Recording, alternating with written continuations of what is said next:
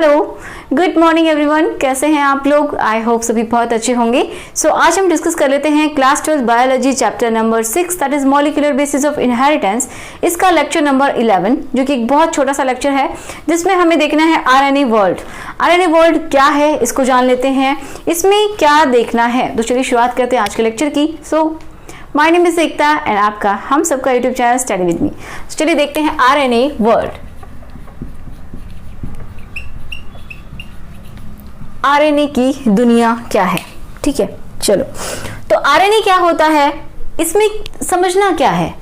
इससे जो previous lecture था, लेक्चर नंबर 10, उसमें हमने देखा था कि कौन बेटर है, डीएनए या फिर आरएनए। ओके, ये हमने देखा था कि कौन सा इसमें बेटर है एज ए जेनेटिक मटेरियल, कौन है ये हमने जाना था, कौन बेटर है। ये देख रहे थे डीएनए या फिर आरएनए। ओके, तो उसमें डीएनए हमने देखा ये जेनेटिक मटेरियल जो कि है वो बेटर है। कुछ पॉइंट्स थे जिनको हमने डिस्कस किया। अगर आप देखना चाहते हैं तो यहाँ पे लिंक है, वहां पे आप चेक कर सकते हैं। आज के लेक्चर में हमें क्या देखना है कि पहले कौन आया, कि डीएनए पहले आया या फिर आरएनए पहले आया, कौन सा पहले आया, तो वो हमें देखना है। तो हम देखने वाले हैं आरएनए वर्ल्ड में कि जो फर्स्ट जेनेटिक मटेरियल जो आया, जो इवॉल्व हुआ, वो कौन सा है, आरएनए। तो ये पता चलता है, कुछ एविडेंसेस हैं, ठीक है, कुछ एविडेंसेस हैं, उनके बेसिस पे हम ये बोल सकते हैं कि कौन पहले आया, आरएनए पहले आया, ठीक है।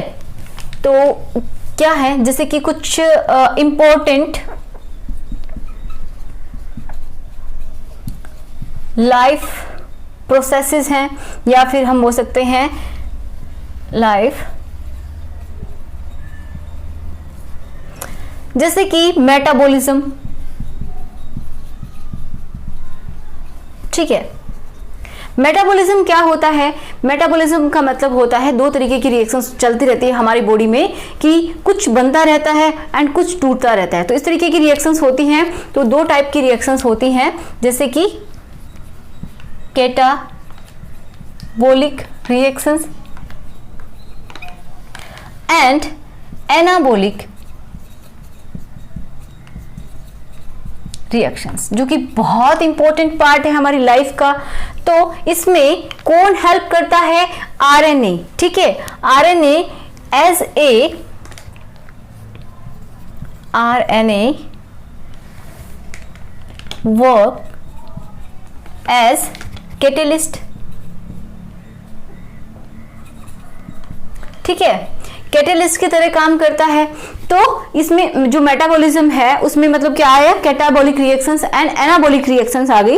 तो इसमें क्या होता है कि हमारी बॉडी में कुछ बनता रहता है, कुछ टूटता रहता है, जिसकी वजह से हमें एनर्जी मिलती रहती है, ठीक है। इस तरीके की रिएक्शंस होती हैं, उनको हम बोलते हैं मेटाबॉलिक रिएक्शंस या फिर हम बोलते हैं मेटाबॉलिज्म। ओके, जो हमारा खाना पीना है वो किस तरीके से डाइजेस्ट होता है, सब कुछ आ गया इसके अंदर, मेटाबॉलिज्म के अंदर, ठीक है। दूसरा इंपॉर्टेंट क्या फिनोमेना है, दूसरा प्रोसेस है हमारा ट्रांसलेशन। ट्रांसलेशन जो कि बहुत इंपॉर्टेंट है, आपको पता है ट्रांसलेशन क्या होता है, आरएनए से प्रोटीन का बनना क्या कहलाता है, ट्रांसलेशन, ठीक है। तो प्रोटीन जब बनती है तो वो अपने क्या करती है, ट्रेट को एक्सप्रेस करती है। तो इसके बेसिस पे हम बोल सकते हैं कि जो आरएनए है वो एक बहुत जो पहले ही इवॉल्व हुआ होगा, क्योंकि इतनी इंपॉर्टेंट रिएक्शंस जब हमारी बॉडी में चलती हैं तो इसका मतलब क्या प्रेजेंट है, पहले ही आरएनए प्रेजेंट है, ठीक है। एक और है जैसे कि स्प्लाइसिंग, हम ये आगे पढ़ेंगे,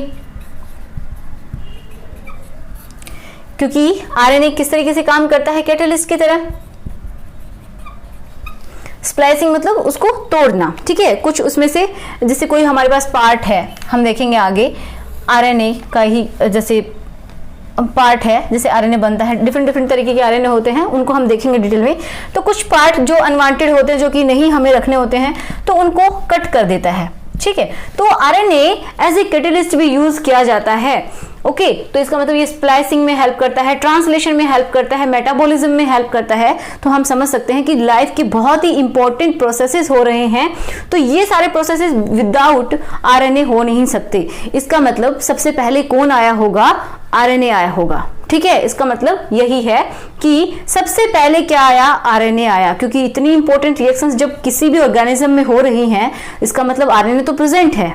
ठीक है, फिर अब डीएनए बना कैसे वो हम देख लेते हैं। ये आप एक बार नोट कर लीजिए कि अब देखिए ये तो पता चला कि आरएनए किन वजह से पहले इवॉल्व हुआ, क्योंकि ये बताया जा रहा है कि कुछ इंपॉर्टेंट लाइफ प्रोसेसेस हैं, जैसे कि मेटाबॉलिज्म है, ट्रांसलेशन है जो कि बहुत इंपॉर्टेंट होता है, एंड स्प्लाइसिंग। तो ये कुछ इंपॉर्टेंट लाइफ के प्रोसेसेस हैं जिनमें आरएनए इन्वॉल्व होता है। ठीक है, तो इसके बेसिस पे हम बता रहे हैं कि आरएनए पहले आया होगा।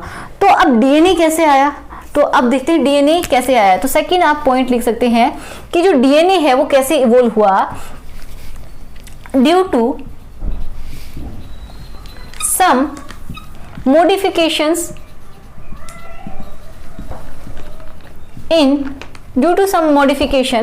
RNA change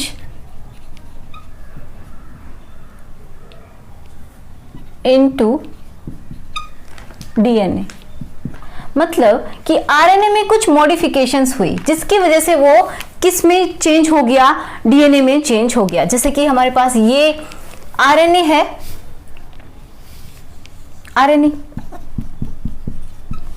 अब ये आरएनए में कुछ चेंजेस हुए। अब वो चेंजेस कैसे हैं, जो भी चेंजेस हैं वो होने के बाद वो किस में कन्वर्ट हो गया, डीएनए में। ठीक है, डीएनए में कन्वर्ट हो गया। तो कुछ चेंजेस हैं वो हम देख लेते हैं। तो इसमें पहला जो चेंज है वो क्या हुआ होगा, मतलब क्या मॉडिफिकेशन हुआ होगा। पहला है कि जो हाइड्रोजन प्रेजेंट जो 2' पे जो शुगर होती है हमारी, ये यहाँ पे सेकंड कार्बन पे क्या होता है, OH होता है आरएनए में। समझ पा रहे हैं,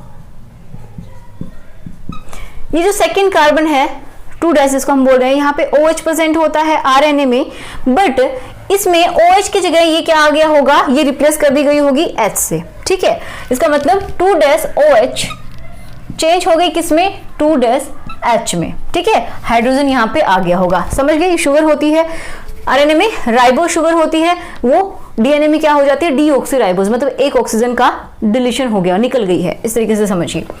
ओके, तो ये चेंज हुआ होगा। सेकंड जो हमारा चेंज है वो क्या हुआ होगा कि आपको पता है आरएनए में क्या होता है, यूरेसिल प्रेजेंट होता है। ठीक है, यूरेसिल प्रेजेंट होता है, जैसे यूरेसिल प्रेजेंट होता है, तो यूरेसिल किसमें चेंज हो गया होगा, थायमिन में। ठीक है, यूरेसिल किसमें मिलता है, डीएनए में, आरएनए में, एंड थायमिन किसमें मिलता है, डीएनए में। ओके, इस तरीके से चेंजेस हुए होंगे कि वो क्या हो गया, मतलब ये थायमिन में चेंज हो गया। थर्ड क्या है, थर्ड चेंज क्या हुआ होगा कि जो सिंगल स्ट्रैंड है आरएनए का, आरएनए सिंगल स्ट्रैंड है, तो वो किसमें चेंज हो गया, डबल स्ट्रैंड में। एंड जो दोनों स्ट्रैंड होंगे वो एक दूसरे के कॉम्प्लीमेंट्री होंगे।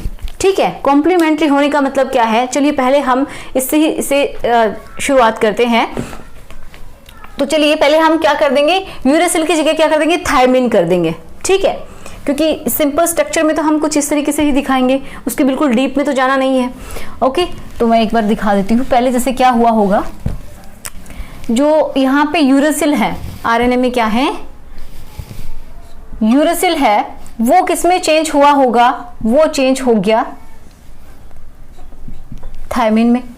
ठीक है, यूरेसिल चेंज हो गया थायमिन में। जहां जहां इसमें यूरेसिल प्रेजेंट है वो क्या किसमें चेंज हो गया, थायमिन में। ठीक है, तो हम क्या कर देते हैं, जहां भी यूरेसिल प्रेजेंट है वहां पे थायमिन लिख देंगे।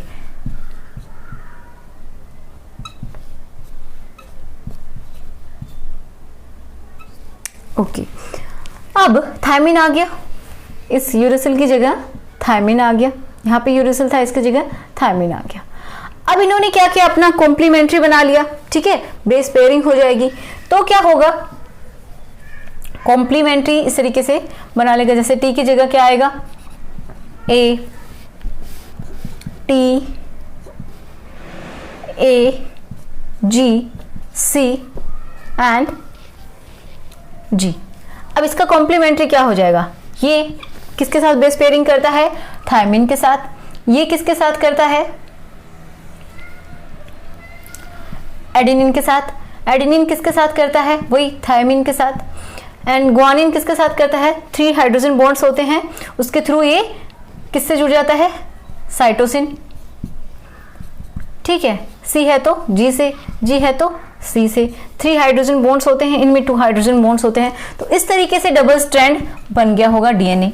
ओके, ये इसका कॉम्प्लीमेंट्री बन गया। ये क्या था? जैसे टेम्पलेट मिल गया इसको, एंड ये इसकी वजह से कॉम्प्लीमेंट्री